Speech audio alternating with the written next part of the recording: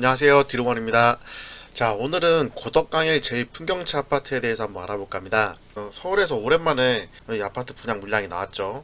이번 고덕강일 제2풍경채 같은 경우는 입주자 모집 공고가 2월 18일에 났기 때문에 서울에서 분양하는 새 아파트 중에서 마지막으로 전세를 놓을 수 있는 그런 막차 아파트입니다. 2월 19일부터 모집 공고가 나는 그런 단지는 임대차 금지법으로 인해서 전세를 놓을 수가 없기 때문에 무조건 실거주를 해야 되고 투자금이 굉장히 많이 들어가요. 그런데 지금 이 제1풍경채 같은 경우는 당첨되게 되면 중도금 대출을 받고 잔금을 치를 때 돈이 좀 부족하면 전세를 바로 놓을 수 있기 때문에 투자금이 굉장히 적게 들어갑니다. 이번 제1풍경채 같은 경우 계약금이 20%가 들어가야 된다는 점이 좀 아쉽긴 하지만 중도금 대출을 받고 잔금 때 전세를 놓게 되면 계약금 20%만 있으면 당첨받은 아파트를 내 것으로 만들 수가 있습니다. 거기에 대한 얘기는 조금 이따가 다시 할게요. 일단 제1풍경채 입지 한번 살펴보고 갈게요. 자, 위치는 바로 여기죠. 바로 여긴데 지하철 9호선 예정지가 바로 이쪽입니다.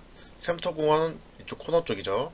그래서 걸어가면 도보로 약 한 10분 정도 걸립니다. 10분 정도 거리에 지하철 9호선을 이용할 수가 있어요. 그리고 제1풍경채의 가장 큰 장점은 이 한강과 가깝다는 거죠. 여기서 걸어서 도보로 한 1km 정도, 한 15분 정도 가면 됩니다. 한 15분 정도만 가면은 고덕 수변공원, 이 생태공원도 갈 수 있고 이쪽에 라이딩도 할 수 있고요. 굉장히 좋아요. 한번 살펴보시면 이렇게 탁 트인 한강 상류죠. 여기가 한강에서 이렇게 산책도 할 수 있고 라이딩도 할 수 있고 굉장히 좋습니다. 이 삶의 만족도가 이렇게 달라져요. 매일 아침에 이렇게 이런 곳에서 조깅을 할 수가 있습니다. 서울에서 이렇게 비싼 아파트들은 다 한강 주변에 있죠. 그리고 서울에서 이제 시세를 리딩하는 아파트들도 다 한강 주변에 있습니다. 보시면 이쪽에 있는 아파트가 지금 분양가가 34평 같은 경우가 8억대 중후반, 8억대 후반에 나왔어요. 8억대 후반에 나와서 분양가가 굉장히 비싸다고 이제 말들이 굉장히 많은데, 물론 분양가가 최근에 분양했던 이쪽이죠. 힐스테이트 리슈빌 강일보다는 좀 비싸요. 분양가 상한제 적용된 아파트 치고 가격이 굉장히 좀 비싸게 분양된 건 맞습니다. 하지만 이 주변의 아파트 시세를 살펴보시면 고덕 아르테올이나 고덕 센트럴 아이파크, 고덕 자이, 베네루체 이런 거 보시면 34평 아파트가 지금 다 15억 넘어갔어요. 가격이 15억에서 16억입니다. 15억대도 없고 이제 16억대부터 시작하거든요. 그러니까 발코니 확장비까지 해가지고 예를 들어 이제 10억이라고 해도 이 주변 아파트가 한 16억 정도 하니까 6억은 저렴한 거예요. 게다가 여기는 더 새 아파트죠.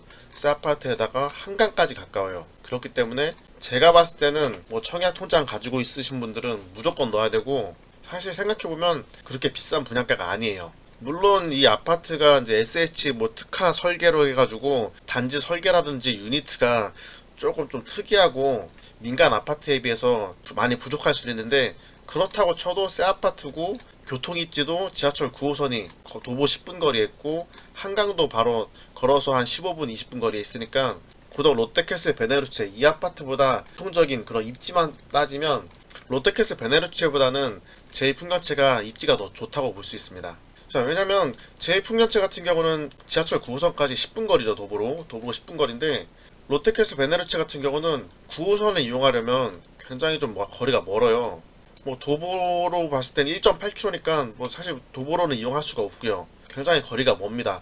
물론 5호선은 베네루체가 더 가깝긴 한데 저는 개인적으로 제일 풍경채가 고덕 자이나 고덕 센트럴 아이파크 여기보다 교통적인 그런 편의성은 더 낫다고 생각합니다. 왜냐면 9호선 같은 경우는 우리나라에서 일자리가 가장 많은 강남권과 환승을 하지 않고 한 번에 갈 수 있어요. 지하철 한 번만 타면은 이렇게 바로 갈 수가 있습니다. 그러나 5호선 이 상일동역을 이용해서 강남 쪽으로 출근을 하려고 하면은 환승을 두 번 해야 돼요. 보시면 이렇게 상일동역에서 이렇게 가서 5호선 직선화가 안 돼 있기 때문에 강동역에서 갈아타서 둔촌동역으로 가서 다시 올림픽공원역에서 갈아타야 됩니다. 그러니까 굉장히 교통이 좀 강남권으로 가려면 불편해요. 아니면 천우역 가가지고 잠실 가가지고 또 갈아타고 이렇게 해서 이제 강남 삼성 쪽으로 가야 됩니다. 그런데 이 9호선 같은 경우는 한 번만 타면 바로 강남권으로 이동이 가능하죠. 강남에 있는 본인 직장과 환승 없이 한 번에 가는 게 굉장히 중요합니다. 여기에 되게 집값이 많이 좌지우지가 돼요. 이쯤에서 모집공고 요약한 거 한번 살펴보겠습니다. 모집공고는 2월 18일에 났고요. 공급 내역은 지상 27층 6개 동 780세대로 이렇게 구성이 되어 있습니다. 그리고 중요한 거는 이제 재당첨 제한이 10년입니다. 한번 당첨이 되면 10년 동안 청약을 넣을 수가 없죠. 그러니까 가점이 70점대 굉장히 높으신 분들은 어설픈 지역 넣지 마시고 이렇게 똘똘한 곳에 넣으셔야 돼요. 전매 제한은 이제 8년 동안 이 아파트를 팔 수가 없습니다. 그리고 특별 공급은 3월 4일 목요일이고요. 그리고 1순위는 3월 5일 금요일, 그리고 당첨자 발표일은 3월 10일 금요일에 당첨자 발표를 합니다. 그리고 입주 예정일은 2024년 1월에 이제 예정이 되어 있고요. 그리고 여기는 이제 지역 우선 서울 2년 이상 거주하시는 분들이 50%를 가져가고 나머지 50%는 이제 수도권 거주자가 50%를 가져가는데 서울에서 2년 이상 거주한 사람들이 청약에서 떨어지게 되면 수도권 50% 거주자와 같이 경합을 하게 됩니다. 그리고 1순위 자격은 이제 세대주만 당연히 가능하고요. 그리고 무주택자랑 이제 1주택자도 청약이 가능합니다. 1주택자도 청약이 가능한데 이분들은 당첨될 가능성이 굉장히 좀 많이 낮죠. 그리고 1주택자 같은 경우는 6개월 이내에 처분 조건이 있는 거고요. 과거 5년 이내에 다른 주택에 당첨된 사실이 없어야지 청약이 가능합니다. 그리고 당연히 청약통장 가입 기간은 2년 이상이 되어야 되고요. 그리고 85제곱미터 이하 34평 이하 같은 경우는 가점제 100%고요. 그리고 8호 초과 타입 큰 평수 같은 경우는 가점제 50%, 추첨제 50%로 당첨자를 뽑습니다. 계약금은 20%고 중도금 60%, 잔금 20%로 이렇게 진행이 되고요.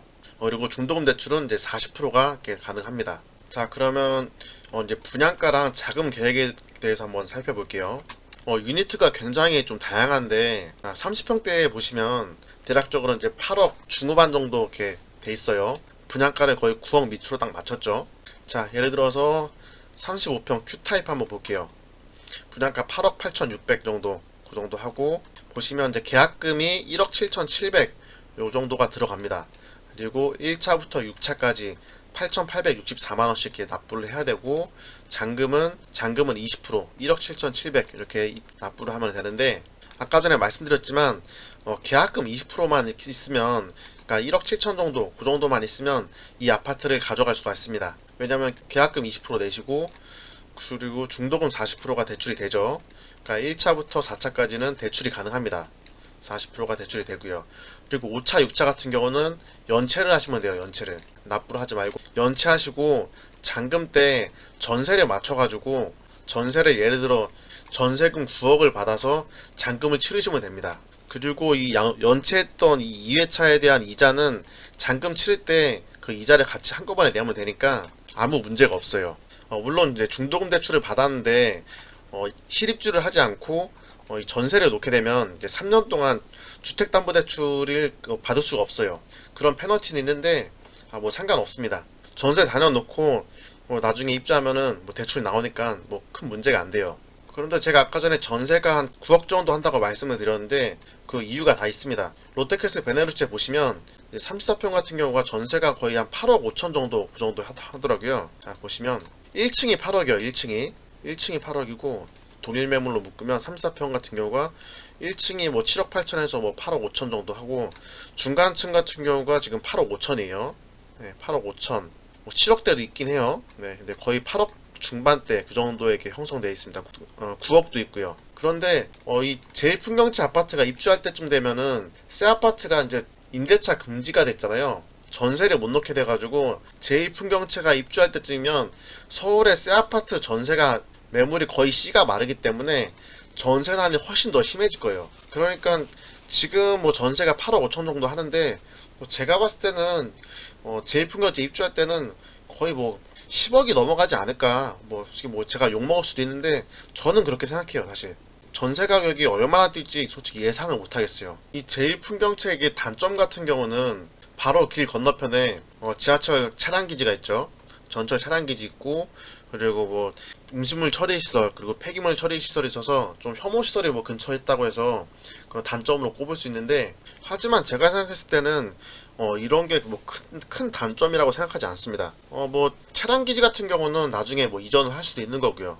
그리고 뭐 폐기물 처리 시설이나 뭐 음식물 처리 시설도 이제 지하화 해가지고 개선 방안을 찾는다고 하니까 뭐 답이 나올 겁니다. 그리고 뭐 이런 약간의 혐오 시설이 있다고 해도 서울의 아파트 수요는 많고 공급은 없기 때문에 어쩔 수 없이 가격이 상승하는데 혐오 시설이 있다고 해서 그 아파트 값이 상승하는 게 꺾이지가 않아요. 절대 꺾이지가 않아요. 예를 들어 뭐 목동의 신시가지 아파트에 뭐 그 굴뚝 있죠. 그 열병합 발전 시설. 그 굴뚝에서 뭐 발암물질 나온다고 KBS 뭐 뉴스에 나오고 난리가 났었는데 그런 악재가 있다고 그래도 아파트값 올라가는데 전혀 문제가 되지 않았어요. 뭐 일산의 요진 YCT 그쪽에서도 뭐 굴뚝에 발암물질 나온다 그랬는데 아파트값만 배 이상 뛰었고 주변에 혐오시설이 있다고 해서 집값이 뭐 떨어지거나 뭐 그런 거는 집값이 꺾이길 바라는 그런 무주택자들의 바람일 뿐이지 현실적으로 봤을 때는 제가 지금까지 거의 10년 넘게 투자하면서 서울에 입지 좋은 아파트는 어느 정도의 혐오시설이 있어도 수요가 워낙 많기 때문에 아파트값이 오르는 걸 막지 못하더라고요. 아무튼 이 제일풍경채 바로 옆에 근린공원 산도 있고요. 그리고 하천도 있죠. 하천도 있고 위에는 한강 있고 고덕 비즈밸리가 있고요. 일자리가 있고요. 그리고 이케아가 들어오죠. 여기 이케아도 들어오고 지하철도 들어오고 또 상업시설도 들어오니까 굉장히 호재도 많고 교통도 좋아지고 새 아파트에 이 정도 입지에 이 정도 분양가면은 저는 상당히 괜찮다고 봅니다. 지금 34평 분양가가 발코니 확장 포함하면 뭐 9억대 중반까지도 가는데 분명히 비싼 금액인 건 맞아요. 비싼 분양가인 건 맞는데 만약에 제일풍경채 34평형이 분양가 10억, 13억에 분양해도 이걸 받으려고 하는 사람들이 줄을 설 겁니다.